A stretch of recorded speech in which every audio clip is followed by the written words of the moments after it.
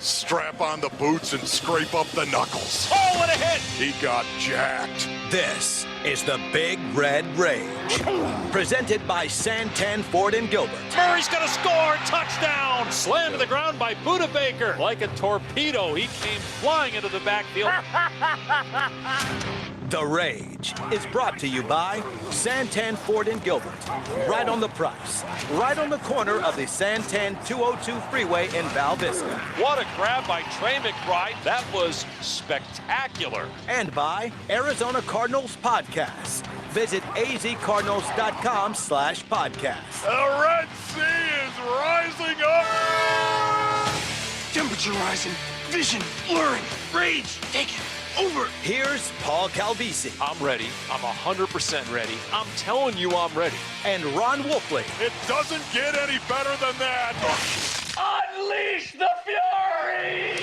All right, here we go, Bird Gang. Come on now. Let the 12s hear ya. Kidding me. Can I point out off the top here, breaking news earlier today, Wolf. Did you see we're roughly halfway between Phoenix and Seattle? Did you see what happened? No, Paul. Magnitude 7.0 earthquake. Oh, I did see that. Sorry. Yeah. Coincidence? I think not.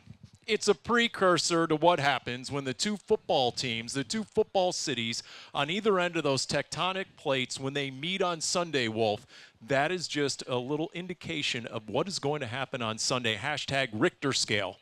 Yeah, I like that, Paulie, where you're going with that one right there, especially if you're talking about the Arizona Cardinals offensive line and James Conner lining up and hammering that box and getting better and actually doing it to Seattle the way Seattle shut us down in the last game. So anyway, that's just a precursor to what we have going here on the Big Red Rage. Maybe a little later, Wolf, after the show, I'll tell you about how I lived through a 7.0 earthquake.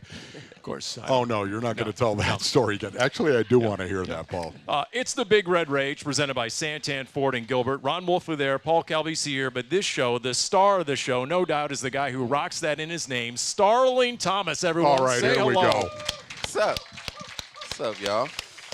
Yeah. By the way, what does it take for us to actually call you Star as opposed to Starling? You're because in the locker room, right? You mainly go by Star, do you not? Star. I go by Star, man. I'm a star in the making, man. It's in my name. I go by that every day, so I just wear it on my sleeves, you know. I cut the name short as soon as I got to the NFL because that's what I want to be one day.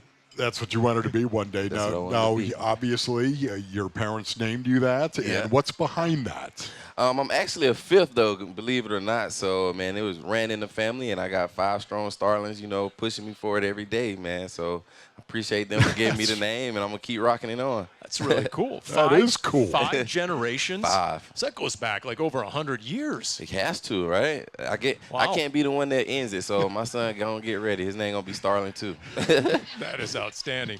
All right, so look, let's just start here. We like to say we're the original Thursday Night Football. Okay.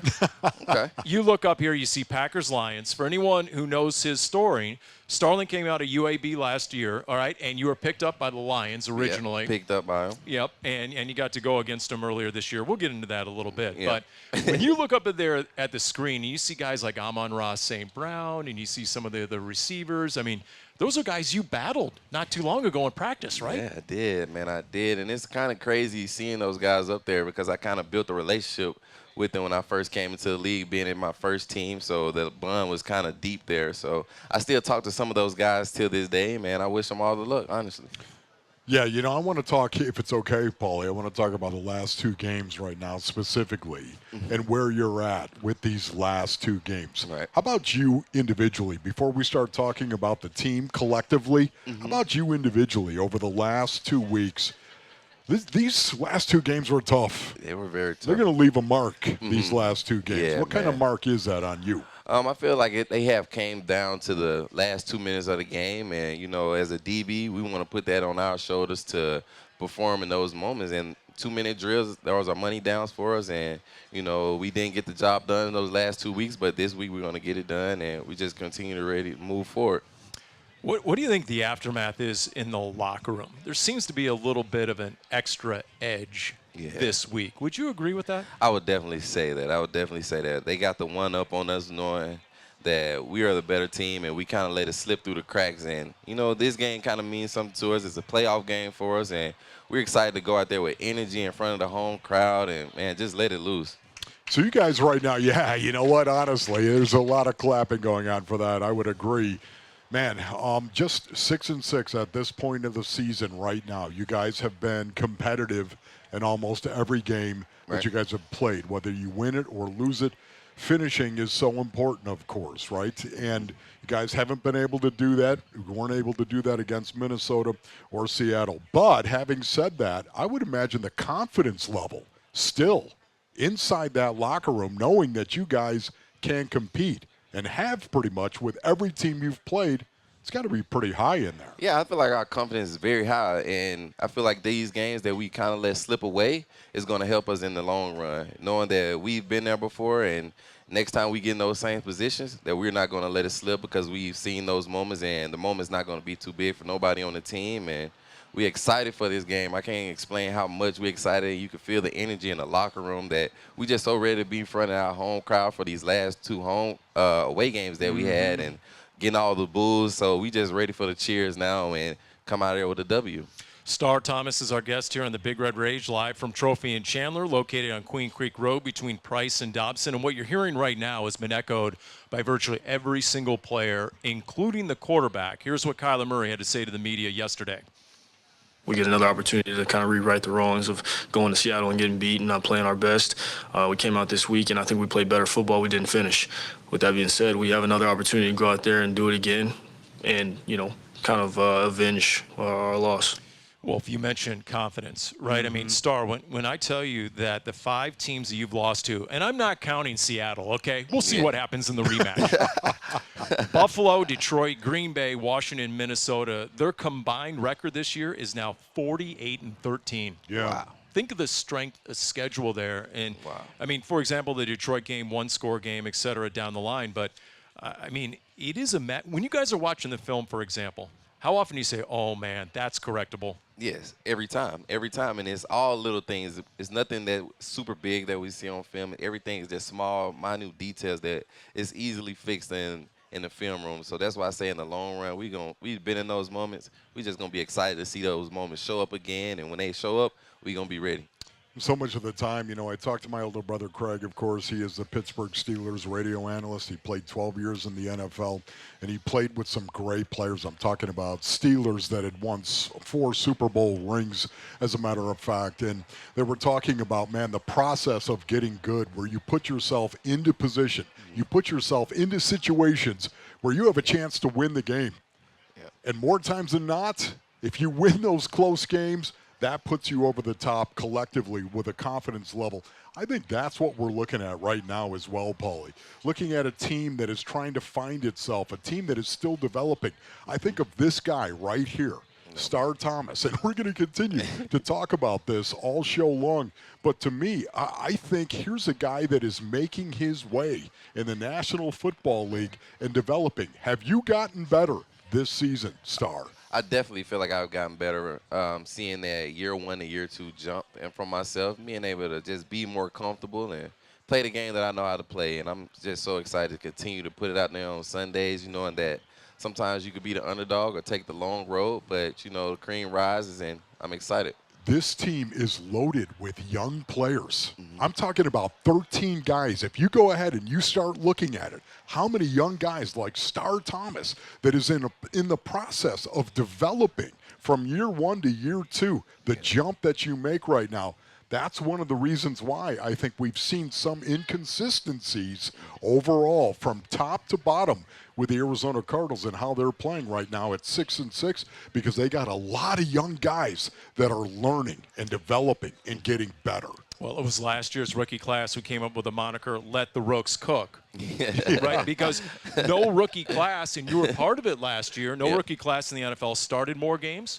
No rookie class played more snaps in the regular season than the Arizona Cardinals. We know how many key rookies are contributing this year. But then you have, you know, a sprinkling of those key veterans as well, the team captains. Guys like James Conner, who just sets the tone. It just goes unsaid, the sort of presence he is. He got a 2-year contract extension here in the past week. And here's James Conner just talking about that and the responsibility of a new deal. I just realized that you got to earn it, that you're always being evaluated. So I just know it's a great responsibility, to be called as a leader, be called as a captain. Just had great mentors. I remember asking Cam Hayward when he signed like a $60 million deal in Pittsburgh, and I just said, I asked him, how does it feel? And he says, I got to show him I'm worth it, and that's just like, it flipped my whole mindset. Just because they give you the money, it's still a huge challenge ahead. So I just realized, man, that being a leader, that everybody's looking towards you, and you got to do the right things day in and day out, and also keeps myself accountable. And now James Conner is that guy. What does that say to the locker room when a team captain like him gets rewarded? It shows that hard work, it'll be paid off, and it's motivation for us younger guys to see James every day come in and work hard and, put that extra effort forward and just following his lead. He always tell me every day, follow the arrow, Star, follow the arrow, and I'm just following his lead, and hopefully, one day I get to be rewarded like James did. Man, I talk about it all the time. James Conner is a guy who challenges every man that is around him.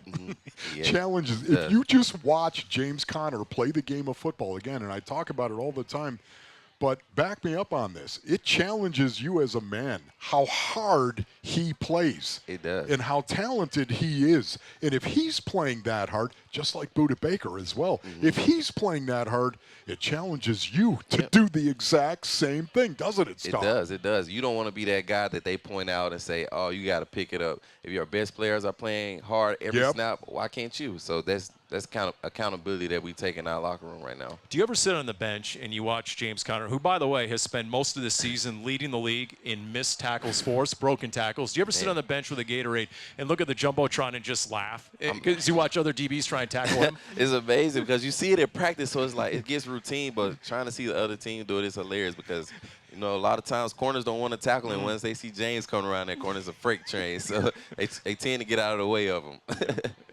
And look, this Cardinals team went into Minnesota and ran for $154 against the #1 run D. But what happened the last time the Cardinals played at Seattle? He was held to his lowest rushing output since his rookie year, 2017. I'm guessing there's going to be a motivated James Conner out there Sunday. Yeah, let me just say this against Minnesota. They handed the ball off to a running back 24 times for 106 yards to a running back. Not with Kyler Murray, to a running back. That's over 4.42 yards against the #1 rush defense in the league. That's getting it done, Paul. He also said this week, we got to come out swinging first. Maybe coming off the bye, we got a bit of a slow start in Seattle. Can't let that happen this time around. We're just getting off and running here on the Big Red Rage. Star Thomas is our guest, all presented by Santan Ford and Gilbert. We are Santan Ford, live from Trophy and Chandler on Queen Creek Road between Price and Dobson. Be right back.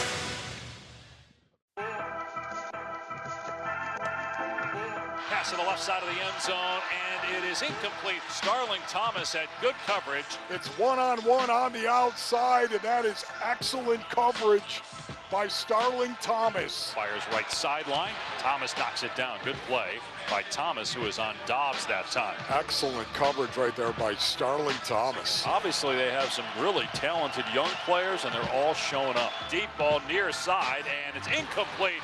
What a job by Star Thomas in coverage on Gibson at the 20-yard line. He turned around to defend the ball and broke up the pass. That is just so heads up by Thomas. This young guy is developing and has been all season long. Star Thomas. The star is short for Starling. The star is short for starter. I like that. How about all 12 games this year? You started a handful of games last year. I referenced the Lions, your original team. Yeah. They released you at the end of camp. It took the Cardinals 24 hours to claim you. They did not hesitate. Starling Thomas is our guest here on the Big Red Rage, presented by Santan Ford and Gilbert. Let's just go there. Let's talk about your background. You have less than 2 years in the league. Like I said, you've already started the majority of the games you've played in. So what was that like, camp with the Lions, and then that 24-hour period where you changed teams? Tell us about that. It was a quick turnaround. Once I got released by the Lions, I went back home to Birmingham, got around family for at least probably 5 hours before my agent began calling me, saying teams was calling and asking about me. It was a Wednesday, I remember like yesterday, It was Wednesday around 12:30. I got a call from the Arizona Cardinals saying that, hey, your flight leaves at 3:30. Man, so I hopped on the flight 3:30, got to Arizona. The next day I was practicing. Wow. The next day I was practicing in Arizona. Then I'm set for 5 weeks, I would say, to learn the playbook, get used to everybody. And I think around week 6, week 7, I was starting in Seattle. So It's amazing. that is an amazing story right there, Star. So there's a lot of people that have actually compared the culture and the mentality of the Detroit Lions with the Arizona Cardinals. So do you see that? I definitely can see it. We play a form of bully ball. We out-physical our opponents. We are smarter than our opponents, and we just take the fight to them most of the time. And I can see that in the way Detroit play. They play a lot of swagger just like us, and we just have fun with the game of football. And look, Dan Campbell and Jonathan Gannon are different guys, different styles, but the energy, It's there. it's got to be similar, right? It's there. It's there. Their energy is top notch. You know, if you're feeling down in team meet, as soon as the coach walk in, you're gonna be piped up, ready to play for him. The pregame speeches for JG, man, you want to run through the wall for him. So I love playing for him. What's it like in the team meetings when you know Jonathan Gannon can call on anyone in the room at any moment? Oh, my goodness. All you hear is everybody rumbling through their notebooks because you never know what kind of question he may ask. So just being able to be ready at any time gives the coach a lot of confidence in you that, you know, he knows that you're on your stuff and, you know, on your P's and Q's. So just being able to give your coach that trust in you, and he can call you at any time and you'll know the answer. Okay, so that rookie season of yours, you played 12 games. You played in 12 games. You had 7 starts your rookie season right now. What did your rookie season teach you? Man, there's a lot of ups and downs being a cornerback in the NFL. I must say it's the hardest position to play, and I agree with them being able to run with the best athletes backwards. It has to be pretty hard. But being able to just hold my own, and it gave me confidence knowing that I was able to play in this league and that you have veteran guys that actually push for you. So being able to just stay here and have your coaches believe in you and push you to be your best version of yourself meant a lot. The fact you had 5 years at UAB and you started 40 games in college, how much in hindsight, how much did that prepare you to get right into the fray? I felt like it prepared me well. I went in with all the confidence in the world, knowing that I can play football. While I was at UAB, we played against Texas A&M, Georgia, LSU, Tennessee, and every game, I kind of balled out against the SEC talent. They say that that's the best of the best. So when I prepared myself against those guys, I wasn't afraid of coming into the NFL, being ready to play. So it says here that you went to Ramsey High School. Yep. Where is that? It's in Birmingham, Alabama. In Birmingham, Alabama. Ramsey High School. The Ramsey Rams? Is The Ramsey Rams. Okay. What positions did you play in high school? I was all over the field. I played quarterback, running back, receiver. You played corner. quarterback? Yeah, good read option. Sometimes you play long snapper, so I could be the first person down the field to make the tackle. So I was just all over the place. That's hilarious. Oh my goodness! So wait a minute though. Somebody told me you were the punter. Yeah, I could play. I could do everything. So you're talking. This is amazing. I could do everything. Star, I don't know if you know it, but Wolf played 10 years in the league, went to 4 Pro Bowls as a special teams assassin. But Wolf, I don't see long snapping or punting on your resume. You know that's pretty good. There was no punting. Okay, so here's my question. One of our favorites of all time, and this is going back a few years, Carlos Dansby. Oh yeah. Yeah. Do you know the name? Because he's a Birmingham native. Oh, yeah, I definitely know the name. I grew up going to his football camps. They used to have at Legion Field all the time. Are you serious? That's I great. grew up going to his football camps. Carlos Dansby. He's a Birmingham legend. So you know what you got to do next time you see him, if you do see him in the future, just say, "Hey, what's up, Los Dirty?" It's one of Wolf's terrible nicknames. I know that. Just don't do that. He doesn't like it. But, Okay. Let's talk about Budda Baker. But first, let's hear Budda Baker talking about you and where he thinks you have grown the most. All around, you know, man. Sard, you know, he's very fast. He's always been very fast, but just that quick twitch and just being able to, you know, stay glued on a receiver, definitely done a great job. And the zone techniques and all the techniques, I honestly say, night and day, he's done a great job, and he's going to continue to do a great job. You know, just take it one. I tell him all the time, take it one play at a time. When the ball's in the air, go get it. What's one thing we should ask him about tonight? One thing to ask him about what music he likes. Yeah. Okay.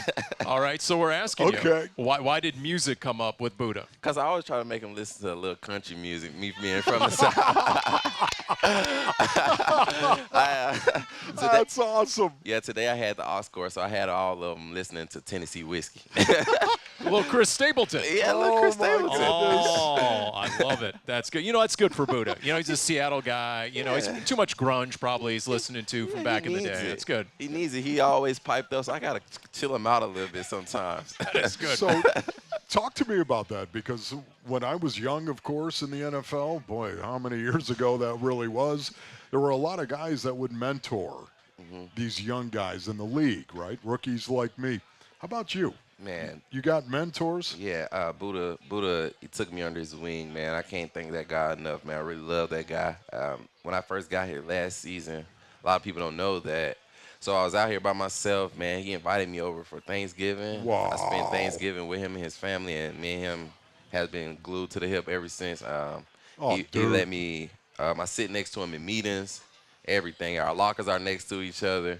Man, him just been together ever since this summer. I trained with him all summer from the off season, and it shows on the field when we usually on the same side together. So, man, yeah. So, man, that off-field connection that me and him have is, man, it's a brotherhood, man. I love that guy. That is awesome, man. So if you want to make your way in the NFL, that's a pretty smart strategy. Attach yourself to Budda Baker. Yeah. Not man. bad, right? Yeah. As a mentor. I mean, that makes a lot of sense. Can I also say, too, though, this is just me, and you could ask Budda, but I'm sure Budda saw something in Star, too.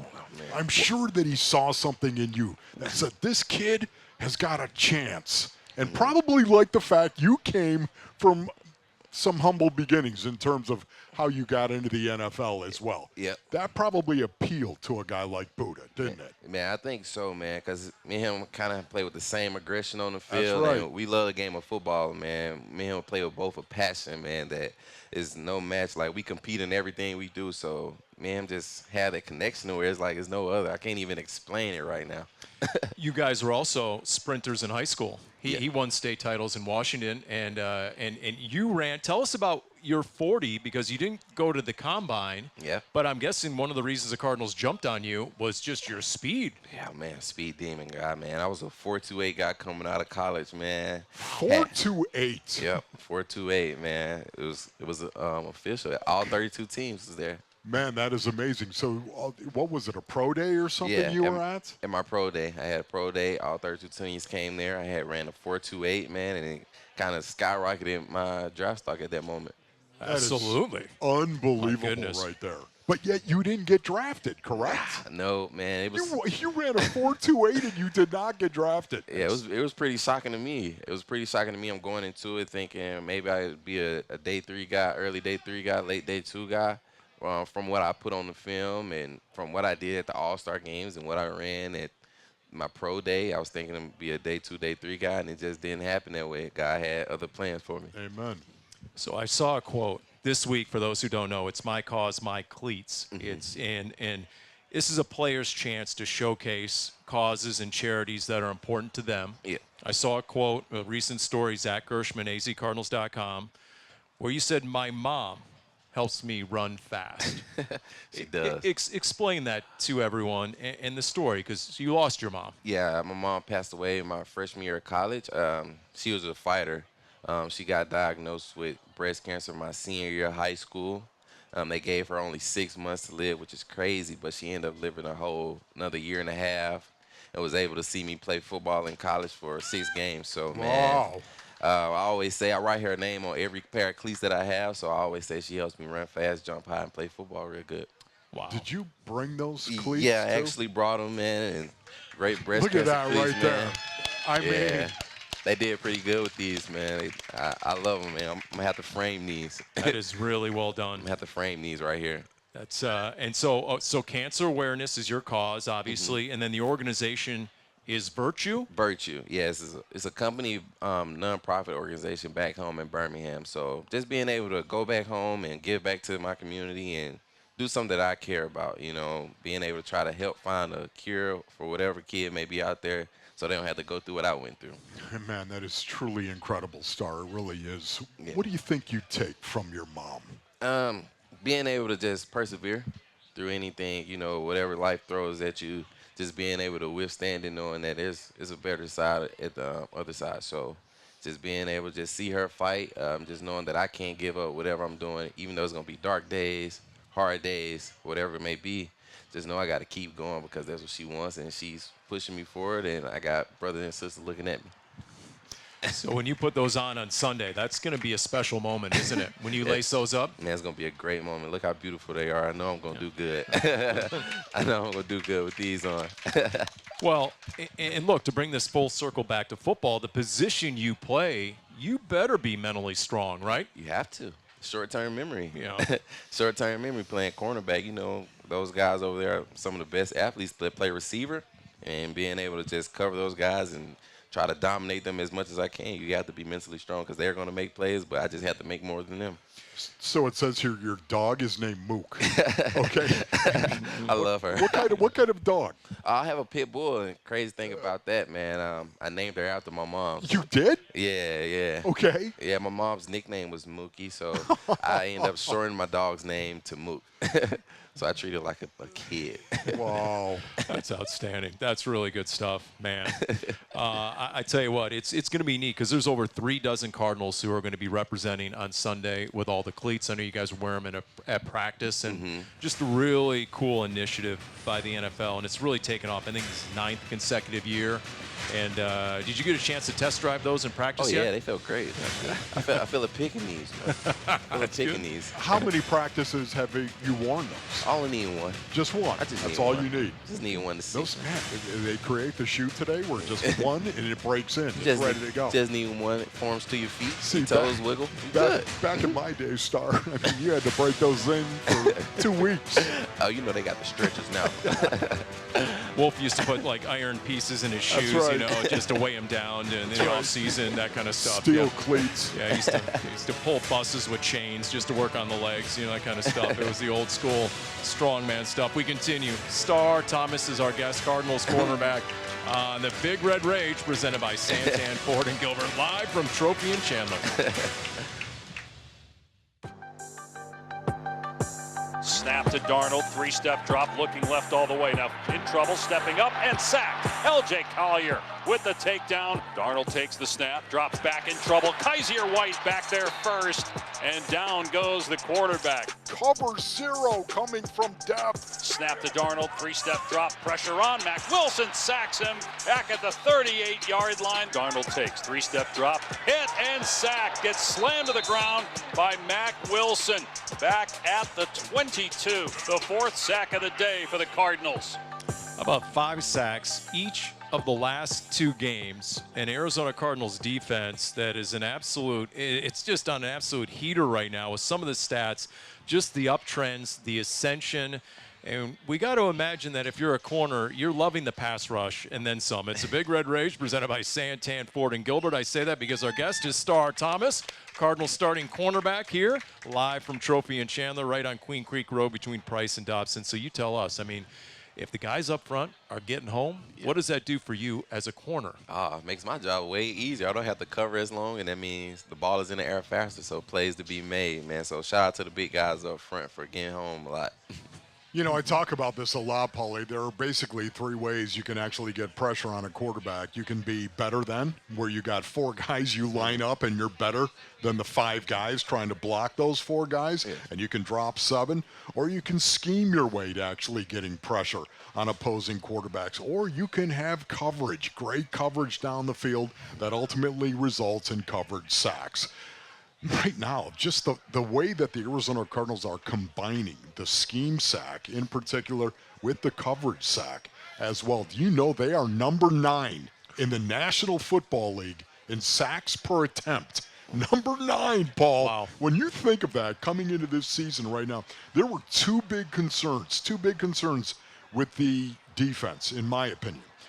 Will they be able to stop the run? And will they be able to get pressure on an opposing quarterback? Based on last year. Based on last year. Man, those 2 things have been proved dramatically especially over the last 5-6 weeks right now. They're number 13 in rushing yards per game allowed, and they're number 13 in rushing yards per play allowed. Number 13. Paul, they're creeping into the top third in the National Football League in that regard, and to be number 9 in sacks per attempt, which is even more specific than just saying sacks. Sacks per attempt. The Arizona Cardinals are right there. It is amazing the transformation this defense has gone through. Yeah, it is, man. Just being able to see those big guys up there, just take the challenge on, seeing what everybody was saying about them, and just seeing them go out there every Sunday, just proving everybody wrong, man. So I'm so happy for those guys, just going out there making those plays. And like I said, they make my job easier. I don't have to cover as long as they get those tip passes. So that means the ball's in the air for the DBs to make. So it's all a collective effort. And then you think about the injuries. You lost Bilal Nichols, Justin Jones, your 2 starting D tackles. You lost 2 starting edge guys, B.J. Ojolari and Dennis Gardeck. So think about that. Yeah. And then think about since week 7, only the Eagles and Broncos have more sacks than the Cardinals. So I guess my question is, where, why, how has the Cardinals defense improved? Because I hear it said by some of the opposition that you guys are disguising a lot as well, and just some of the looks that the Cardinals present are next level in helping the entire defense. Yeah, like I said, it's a collective effort on that part. Shout out to Nick Rollins, the D coordinator, for calling the right plays at the right time. Shout out to all the DBs for covering it as long as they do, and shout out to the big guys up front getting back home. And like I said, we all working together, and they're accepting the challenge. Like you said, everybody want to come in and try to run the ball on us, and they're going out there and stopping the run. So it's all together. And a great sign of any great team or any great unit, different heroes at different times. This last game, Mack Wilson really stood out. Yes. Really productive. And, after the game, he said, look, this is on Monday, actually, after watching the film. And here's what he had to say. And this is what we're talking about. We say there's a little bit of an edge this week in the locker room. Mack Wilson Sr. You just want to win, honestly. With them being whatever the team they was, 9-2, high-power offense, high-power team, good defense. And, you just want to go out and win that game so bad. And, just to fall short is tough, but it's a learning experience for all of us. And it lit fire under all of us. I feel like, I know guys going to bounce back from this one. And, we just going to see what we can do. We talk about the word. In fact, it's JG's word, finish. Finish drives, finish games. Right? Finish the season. Finish. Because it's all right in front of you, isn't it? Everything we're working for, all those OTAs, off-season workouts is right there for us to take. And all we have to do out there is just go out there and do it. You just got to go do it. He always say we got to act on it, so we're going to go act on this Sunday. So, Star, how about you personally in regard to the defense? What do you like to do? Do you like to play man? Do you like to play press? Do you like to play in a zone room? What do you prefer? Man, I just love to play football. I just love to play football. Whatever he calls, I'm happy to play it. Like I said, I don't feel like it's nothing that I can't do out there. So whenever he calls zone or he calls man or even if he allows me to blitz, I'm going to be happy to do it, and that's what I love to do. How about tackling? Who's the toughest tackle you've faced so far? Man, all those guys are pretty good. I know. Man, all those guys are pretty good. It's so hard to say. Say, man. But how do you think your tackling has developed since your rookie year? I feel like my tackling has become way better. I watch Budda and how he tackle. I watch JT and how they tackle. We're all about the same size. So just going in there with that ferocity and just violence of just running through those tackles and running my feet. And I'm just going to get up the next play, regardless of what happens. So making sure I'm not a cornerback that's going to not tackle, so they don't want to have that on there. Have you always had a motor, like a high motor of intensity level? Have you always had that? I feel like I always have. Especially playing corner, you always have to be super mellow. Yeah. You can't get too high, you can't get too low, but you always have to play with an edge. And me being a shorter corner, as they would say, I always have to play with an edge and be more scrappy than usual. Well, I'm just looking at some of the game logs, right? 6 solo tackles against Chicago. Yep. You had 5 tackles, 4 solo against the Jets. Wolf's always asking about the physical part of the game. I want to know, when you go against some of the elite receiver units in the league, and in a row, I mean, you went against Miami, Chicago, the Jets, Devontae Adams, right, Garrett Wilson. Then you got Justin Jefferson just last week. What is that like when you're going up against the best of the best? It's an opportunity to put your name out there and to show what you can do and to build your confidence. Like you said, you just listed all of those receiver cores that we went against in the past few weeks. And I feel like us as a secondary has shown up week after week after week, and our confidence is so high that we don't feel like we can be stopped.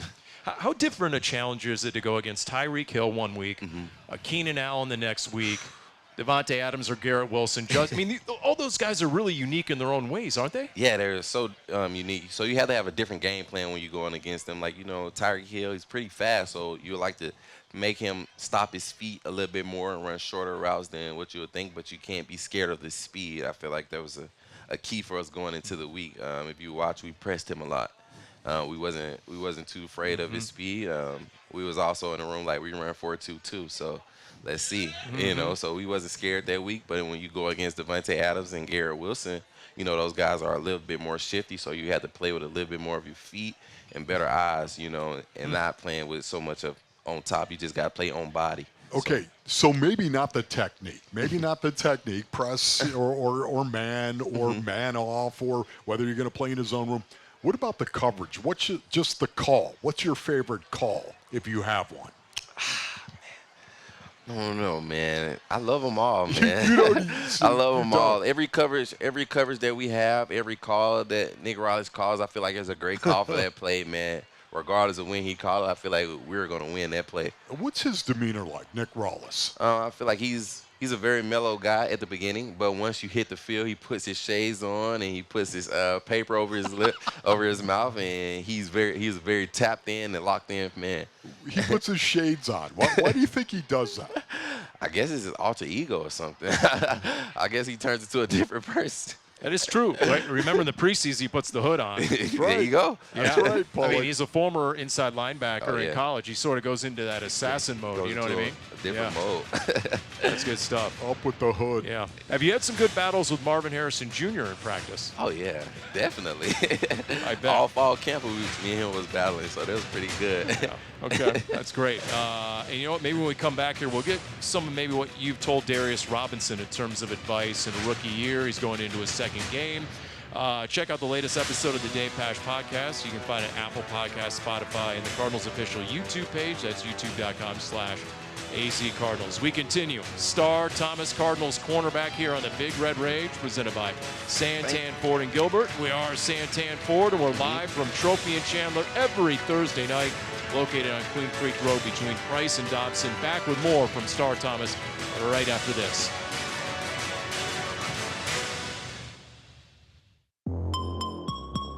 Third and 6 on the Cardinals' 18-yard line. 3 receivers right, 1 left. Geno Smith in the gun. Well, the Cardinals come after him on a must-stop 3rd down. Shotgun snap, back to throw. Smith steps up, moves to his right, being chased far side. Now throws over the middle, picked off in the end zone. Oh, what a gorgeous play by Garrett Williams to pick off Geno Smith in the end zone. Oh, what a great way to start the 4th quarter right here. Turning over Geno Smith in the red zone. You rush 5 and Garrett Williams makes a play. That was 2 weeks ago in Seattle. Now the Seahawks come to the AZ, and we have Star Thomas as our guest on the Big Red Rage, presented by Santan Ford and Gilbert. We are Santan Ford, and if we're talking about cornerback play, man, you cannot ignore Garrett Williams this season. Guys, I don't know if you saw the next-gen stat this week. He currently is allowing a passer rating under 49, which is the second lowest among all corners who have enough snaps to qualify. Think about that. Think about what he's doing, and the yards per target is the lowest among all corners. So from one corner to another, what is Garrett Williams doing really well right now? I mean, man, he's finding the ball. He's playing his technique great, man. I see him every day watching film, and he's just a student of the game, man. He's a real student of the game, and I just try to take whatever I see G's doing, I try to do myself because he's doing something right. And Wolf, another guy who's way ahead of the curve in terms of being a young guy and watching film is Darius Robinson. Yes. I mean, we knew that the moment he was drafted. Yes. He did that interview and he's talking about his film work. Here's Darius Robinson after playing his first regular season game last week at Minnesota, and here's what he had to say. sometimes I feel like I know exactly, like, my brain was going, but my feet wasn't matching. I don't know if I was too excited or what, but I just really going to fix that in practice this week and just keep earning reps. And as far as, like, technique, fundamentals, like JG always says, alignment, assignment, key technique. So that's all it is. So I'm just super excited to get better. Can you relate to that, considering it was about a year ago? You went through that playing your first regular season game. You must have been pretty amped up. Definitely. It's like you see something, but it's like, this can't be happening right now. It's too good to be true. So I understand exactly what he's saying, but D-Rob is going to be a great player for us. I can see it, man. He already carries himself like he's been in the league for a long time, man. He's going to continue to grow. What was your first game? Seattle. Was it really? No, that was my first start. Excuse me. My first game was Cincinnati Bengals. I played Cincinnati Bengals, only special teams. Okay. Then we went to LA Rams. I played corner a little bit. And then Seattle was the first start, actually. Okay, Seattle was the first start. Was there any difference? Did you have a lot of anxiety with that first start? Oh, man, yeah. Yeah, you did. Yeah, it's like, okay, like, man, it's a dream come true right now.